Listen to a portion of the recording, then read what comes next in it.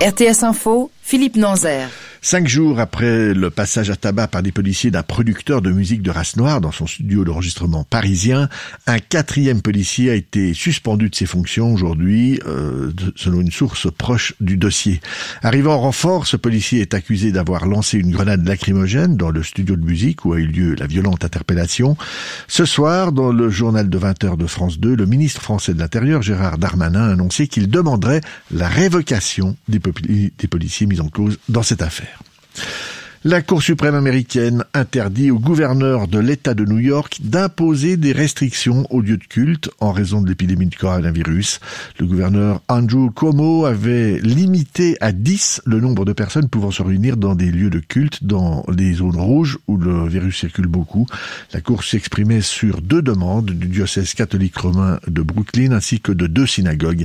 Cette décision est considérée comme une défense de la liberté de culte.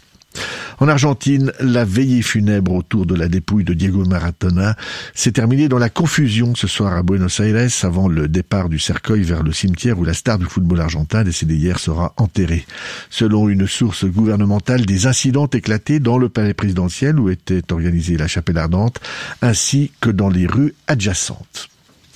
Football, il y avait 10 matchs de Ligue Europa ce soir. Dans le groupe G, l'AEK Athènes s'est incliné face aux Ukrainiens de Zaria Luhansk 3-0. Les Portugais du Sporting Braga et les Anglais de Leicester se sont séparés sur un match nul 3-3.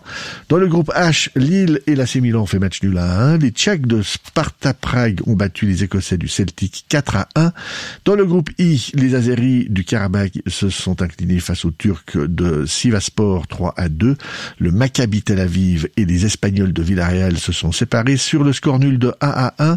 Dans le groupe K, 0-0 entre le CSKA Moscou et les Hollandais de Feyenoord. Les Autrichiens de Wolfsberg ont perdu face au Dynamo Zagreb 3-0. Et enfin, dans le groupe L, les Tchèques du Slovan Liberec se sont inclinés face aux Allemands d'Offenheim 2-0. Et les Belges de la Gantoise ont perdu face aux Serbes de l'Étoile Rouge de Belgrade. 2-0.